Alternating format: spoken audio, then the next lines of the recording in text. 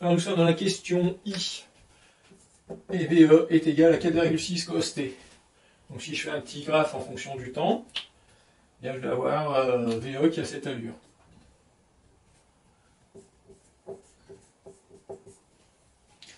Et donc on va tracer maintenant l'allure de VS. Alors VS, il va se passer des... Comment dire? Il va y avoir des zones où S va être égal à 0, c'est quand VE est compris entre moins 0,6 et plus 0,6.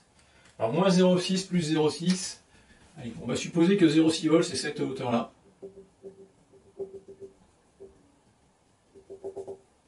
Et moins 0,6 c'est là. Donc je fais un petit pointillé, alors c'est symétrique. Je fais un petit peu plus bas, c'est pas grave. Voilà.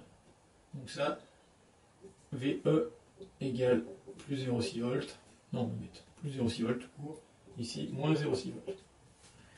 Eh bien, donc entre là et là, VE, eh bien, il vaut. Et il est entre moins 0,6 et plus 0,6, et donc sur tout ce laps de temps qui correspond là, ici, alors là, ça va nous donner entre là et là, et puis entre là et puis là, et bien, dans tous ces petits laps de temps, il y en a aussi un ici, et bien, VS sera nul. C'est pour ça que je dessine des petits pointillés sur l'axe, comme ça. Et puis, quand VE va dépasser 0,6 volts, on va avoir VS qui suit VE, mais avec un décalage de 0,6 volts en dessous, hein, par cette formule-là. Donc en fait, il va être tout le temps en dessous, et il va suivre comme ça.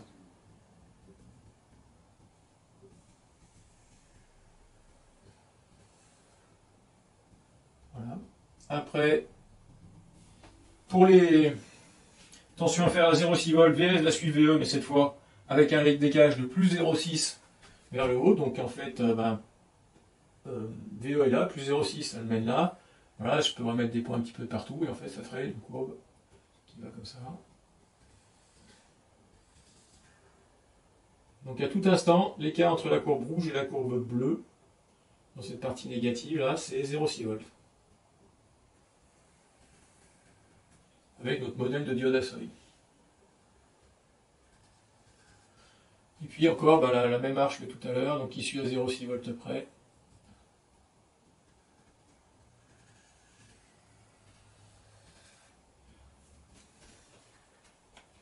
Voilà, et donc sur les sommets, ici, ici j'ai plus 4 volts. Ici j'ai moins 4 volts. Alors on voit que cet ampli, il a une zone morte ici, hein, et qui fait que le signal de sortie n'a pas la même forme que le signal d'entrée. Il n'est donc pas vraiment un sinusoïde. Eh bien, ce qui se passe ici, voilà, cette chose-là, on va l'encadrer en, je sais pas, on va l'encadrer en noir, et ça porte un nom, ça s'appelle la distorsion de croisement. Ça. On appelle ça la distorsion parce que le signal est, n'est pas fidèle au signal d'entrée. Distorsion de croisement. Voilà ce que c'est que la distorsion de croisement. Je ne sais pas si vous en avez déjà entendu parler à l'occasion des amplificateurs. Alors ce qu'on va faire maintenant, on va essayer de travailler pour faire disparaître cette distorsion de croisement. Je vais faire une petite coupure vidéo et on enchaîne là-dessus tout de suite. Alors pour faire disparaître la distorsion de croisement, alors disparaître complètement dans un premier temps, on ne va pas la faire disparaître, mais on va la rendre négligeable. On va en fait utiliser un amplificateur opérationnel pour piloter la base des transistors. Et si on veut un gain de 1, c'est-à-dire VS égale VE à la fin, et bien ce qu'on va mettre devant là, on va mettre un amplificateur opérationnel qui va piloter les transistors qui sont même des transistors de puissance, hein, puisqu'il y a quelques watts qui sont sortis.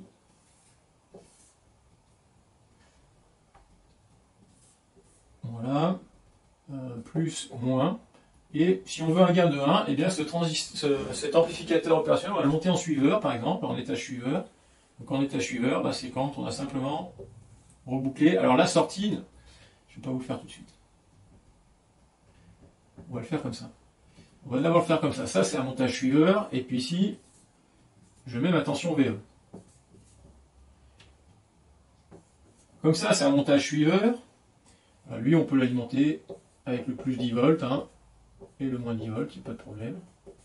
On a les tensions d'alimentation. Donc si on a un montage suiveur, la tension ici, qui est le VE de notre exercice, donc ça on va l'appeler VE0, tiens, pour VE avant le VE, eh bien ces deux tensions sont égales. Voilà, et donc en fait, qu'est-ce que ça change si on faisait juste ça? Eh bien, l'ampli-up n'aurait qu'à fournir des courants dans les transistors, qui sont de l'ordre de 4 mA. Si au maximum de la tension VS, là, si on va à 10 volts ici, au maxi, les courants seraient à 10 mA, plus ou moins 10 mA, un amplificateur opérationnel y arrive très bien, donc il n'y a pas de souci. Voilà. Ce qu'on gagnerait, c'est que ici, il y aurait même pas, sur l'entrée, il n'y aurait même pas les 10 mA, puisque sur le courant d'entrée d'un ampli-up, eh bien, je vous rappelle que ce courant vaut 0. Donc cette fois, on aura un courant d'entrée qui serait vraiment nul.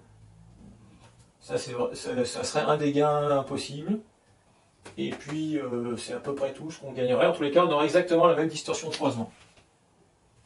Et toute la subtilité, maintenant, consiste à dire que, en fait, eh bien, le rebouclage de l'ampli-up, au lieu de le prendre ici, on va aller le chercher directement à la sortie des deux transistors.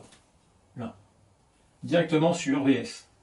Et on sait que l'ampli-up, c'est une machine à servir, dont la tension de sortie ici, qui est le VSAO, maintenant, on va appeler ça, ce VE là, c'est le VSAO de l'ampli-up.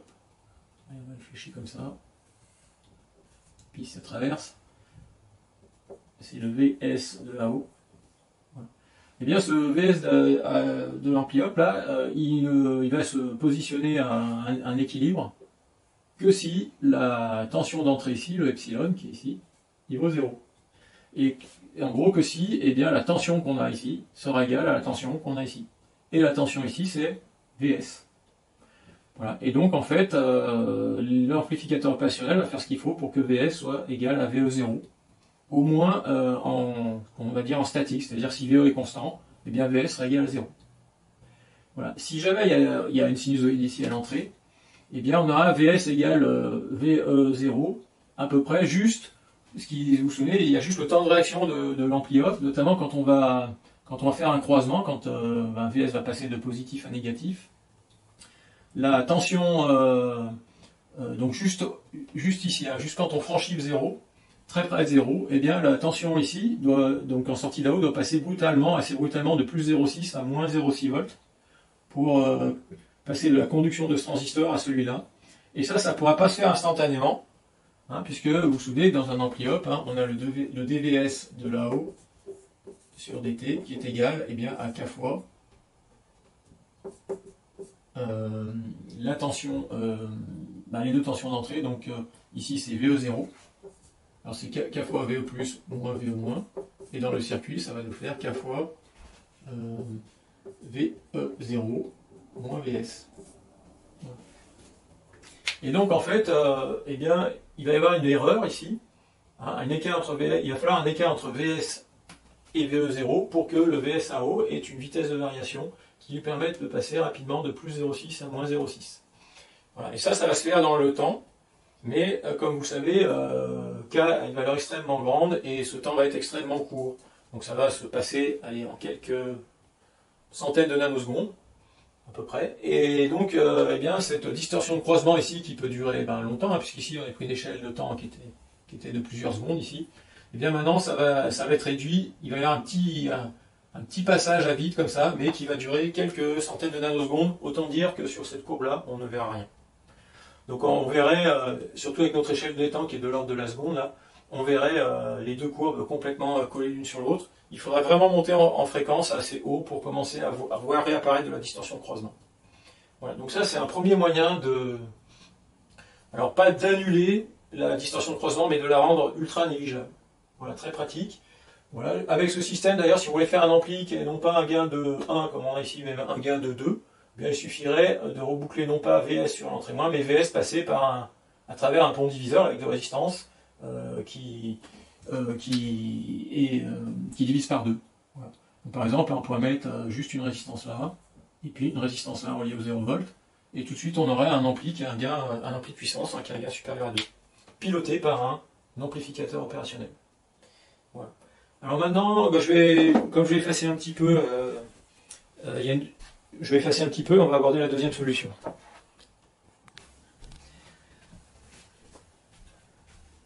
Alors j'ai redessiné le circuit tel qu'il était à l'origine, j'ai enlevé l'ampli hop. Et on va voir maintenant une deuxième méthode qui permet d'éliminer complètement la distorsion de croisement, enfin d'un point de vue théorique au moins. Et la méthode, c'est de dire, ben, en fait, qu'est-ce qui me manque ici pour avoir, non pas VS, par exemple en Q1 conduit, hein, Q1 qui est là, pour ne pas avoir VS égale VE moins 0,6 volts, mais vraiment VS égale VE, eh bien, qu'est-ce qu'il faudrait faire? Il faudrait rajouter, entre le VE qui est ici et ce qui est appliqué sur la base de ce transistor, une tension de 0,6 volts. Alors l'idée, c'est ça, c'est de dire, je vais mettre ici un générateur de tension de 0,6 volts. Voilà. Mais un générateur de tension de 0,6 volts, on ne va pas mettre une pile ou je sais pas quoi dans le circuit au milieu là, c'est compliqué à faire, hein. Quelque chose de constant comme ça, enfin c'est compliqué à faire si on prend un vrai générateur. En fait, on va faire ça simplement en ayant l'idée que une diode à seuil, hein, eh bien, quand elle est traversée par un courant, elle est équivalente à un générateur de tension de 0,6 volts. Donc en fait, qu'est-ce qu'on fait? On va mettre ici une diode. Voilà. Et je la mets comme ça. Seulement là, problème, si je mets la diode comme ça, eh bien, c'est sûr qu'il ne pourra jamais avoir de courant dans la base de Q1. Puisque la diode va bloquer le courant dans ce sens-là. Donc en fait, donc la diode sera bloquée, il n'y a même pas 0,6 volts à ses bornes. Donc en fait, il faut faire un peu plus que ça, il faut mettre une diode qui est toujours polarisée dans le sens direct, c'est-à-dire qu'il y a du courant qui passe à travers elle. Donc pour qu'il y ait du courant qui passe à travers elle, eh bien ici on va la connecter à un générateur de courant, voilà, qui va fournir un certain courant pour être sûr qu'elle soit toujours passante. Alors combien il doit valoir ce courant pour qu'elle soit toujours passante, cette diode? Eh bien, il faut qu'il y ait toujours du courant qui passe comme ça. Donc le générateur de courant, il faut qu'il pousse un courant qui est toujours plus fort que le plus gros des courants qu'il y aura à fournir sur la base de ce transistor.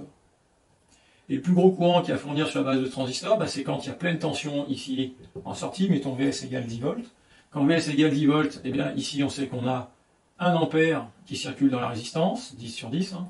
Donc 1 ampère dans l'émetteur, et donc ici le courant max sera de 10 milliampères. Eh bien, il faut que ce générateur de courant fournisse un peu plus que 10 milliampères. Allez, mettons 12 milliampères.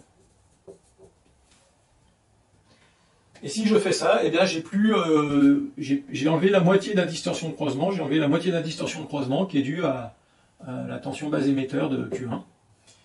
Donc, j'aurais plus, et donc, pour les VE positifs, j'aurais plus VS égale VE moins 0,6, mais VS égale VE maintenant.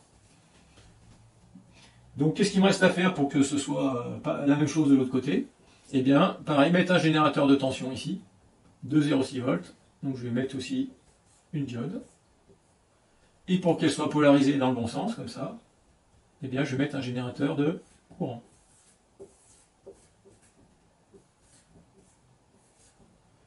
Moins 10 volts. Attaché au moins 10 volts. Alors, je reviendrai sur ce générateur de courant. Et là, donc, pareil, le courant maximal qu'il faut pouvoir aspirer ici, eh bien, c'est quand cette fois il y aura moins 10 volts ici, moins 10 volts, donc ça fera 1 ampère dans le transistor, divisé par bêta. Il va falloir aspirer ici 10 milliampères, qui ne pourront pas être aspirés par le générateur d'entrée, puisqu'il y a la diode. Donc il faut ici que ce générateur-là, il aspire un peu plus que les 10 milliampères, allez, mettons 12 milliampères. Aussi, on fait un truc qui est parfaitement symétrique et équilibré, hein, le schéma est parfaitement symétrique et équilibré. Voilà, là on a un circuit qui tient la route et qui va nous faire, qui éradique la distorsion de croisement et qui permet d'avoir VS égale VE en toutes circonstances. La question qu'on peut se poser maintenant, c'est comment peut-on faire ces générateurs de courant. Donc ça sera l'objet de l'exo 8, où on fait ce qu'on appelle des sources de courant passives. Néanmoins, je peux vous indiquer déjà une méthode super rapide pour faire ça, qui peut,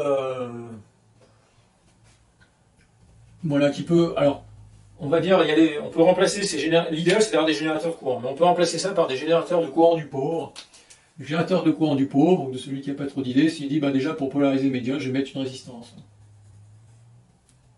Et puis ici, je vais mettre une résistance aussi. Voilà, mais par contre, si je mets une résistance, eh bien le courant qui va circuler dedans, notamment quand on fournira 10 volts ici, c'est-à-dire qu'on aura 10,6 volts, déjà c'est pas possible, 10,6 volts, mettons, on va voir que si on fait ça, on ne pourra même pas fournir les pleines possibilités en tension sur la sortie. Mettons qu'on ambitionne de sortir jusqu'à 8 volts max ici. 8 volts max ici, eh bien ça va nous faire donc 0,8 ampères divisé par 100, ça fait 8 milliampères là, dans la base. Et il faut que quand il y ait 8 volts là, si j'ai 8 volts ici sur la sortie, ici mon potentiel sera à 8,6 volts. Et il faut qu'il y ait 8,6 volts de potentiel ici, la résistance soit capable de fournir 8 milliampères. Donc la valeur de la résistance, ça va être combien? Eh bien 10 moins 8,6, ça fait pas beaucoup, ça fait 1,4 volts, ça, non? Divisé par 8 milliampères.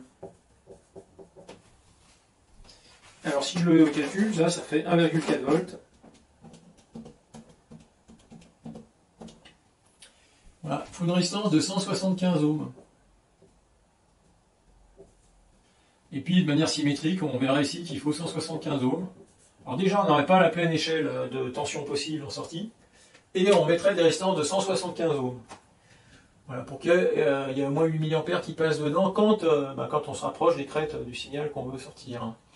Voilà. Et le problème, eh bien, c'est que si on fait ça, eh bien, les courants dans les résistances, là, au repos, c'est-à-dire qu'en VS vaut 0, ici on n'aurait que 0,6. Et donc le courant qui y aurait dans cette résistance, la puissance commence à devenir non négligeable. C'est-à-dire qu'en fait, j'aurai à ces bornes à peu près 10 volts, 10 volts moins 0,6, ça fait 9,4 volts.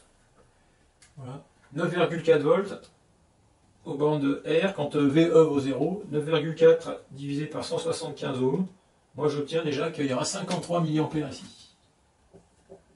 Voilà. Pour qu'il y ait 8 milliampères ici, quand on sort 8 volts ici, c'est-à-dire quand il y aura 0 volts là, il y aura 53 milliampères. Voilà. Et 53 milliampères fois 10 volts, ça fait déjà 0,5 watts de perdu dans cette résistance. Donc déjà, il faut mettre une résistance de puissance, sinon elle va brûler. Et puis on pourra même pas, et pareil en bas, et on pourra même pas fournir les pleines, des pleines tensions en sortie, et donc avoir une puissance maximale en sortie. Donc c'est un inconvénient de mettre ces sources des résistances à la place des sources de courant. Voilà. Dans les amplis audio, il y a moyen de contourner ce problème-là et de mettre des résistances d'assez faible valeur. Ah oui, ce que j'ai oublié de dire aussi, c'est avec ce montage-là, il y a encore un autre inconvénient, c'est qu'on pourrait faire les calculs, mais en fait le IE qu'on avait avant, qui était à fournir, c'était juste le courant de base dans les transistors, c'est-à-dire au maximum 10 mA, donc un courant assez faible. Et bien là, on ferait des calculs et on montrerait que sur les crêtes, les courants qu'il faut fournir, ils vont être de l'ordre plutôt de 100 mA même. Vous pouvez le faire facilement. Vous mettez ici, comme on a fait tout à l'heure, à 8,6 volts. Dans ce cas-là, les 8 mA vont intégralement, de la résistance vont intégralement dans la base. Il n'y a plus de milliampères qui arrivent par cette diode. Et donc, IE doit fournir tous les milliampères qui vont dans la résistance de 175 ohms. La résistance de 175 ohms se retrouve avec 18 volts à ces bornes, puisqu'ici, on a 8,6, on a plus 8 volts, et moins 10 volts de potentiel, ça fait 18 volts aux bornes de la résistance. Donc 18 divisé par 175, ça fait 100 mA, exactement ce que je vous disais. 102, donc ça veut dire que le courant qui va être prélevé sur le générateur d'entrée, et donc la puissance va être beaucoup plus élevée. Donc le gain en puissance de votre ampli va chuter de manière dramatique, si vous faites ça. Donc il vaut beaucoup mieux mettre des vrais générateurs de courant. Ce qu'on verra dans l'exercice 8. Une technique qui est utilisée en audio, où VE est un signal alternatif, qui ondule à des fréquences qui sont supérieures au moins à 20 Hz, donc de manière un peu rapide. Une technique qui est utilisée en audio, c'est de mettre des résistances d'assez forte valeur, mais au lieu d'en mettre une, comme ça, on en met deux.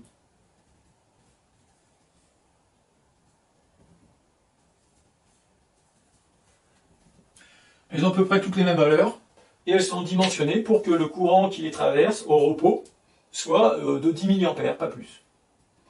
Ce qu'il faut pour que pour qu'on puisse alimenter la base du transistor. Alors pour le moment ça ne marche pas, mais ensuite quand on est en audio, eh bien on va rajouter ça, des condensateurs dits de boost, enfin pas encore bootstrap, mais des condensateurs.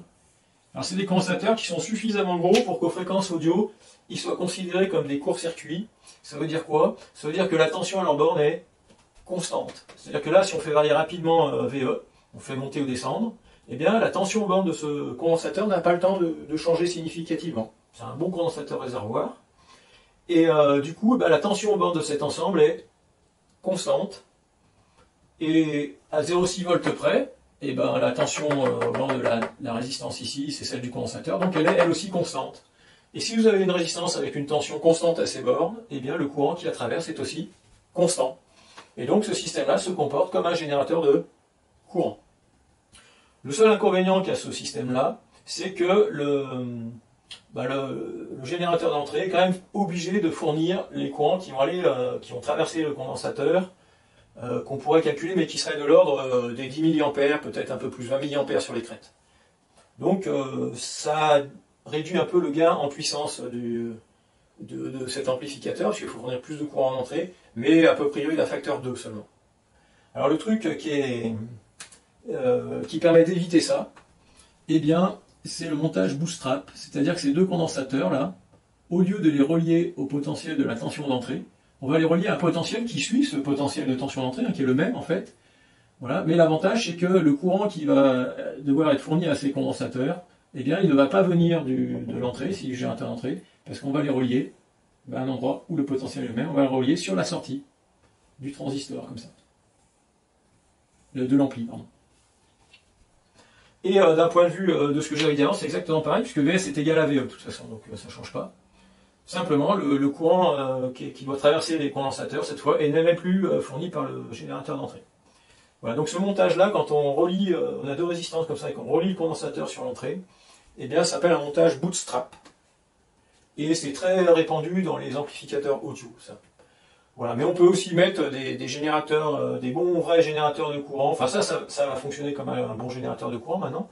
Mais ça ne marchera que pour l'audio, c'est-à-dire ça ne marchera pas pour un signal continu. Par exemple, si votre ampli doit fournir des signaux, amplifier des signaux continus, ça ne marcherait pas. Voilà. Et donc, que ce soit de l'audio ou quand on a besoin des signaux continus, on peut aussi remplacer cet ensemble-là par des générateurs de courant à transistor, comme ceux qui sont vus dans l'exercice 8. Voilà, donc pour la prochaine fois, eh bien, je vous invite à chercher activement l'exercice 8 qui s'intitule Source de courant passive. Voilà. À bientôt.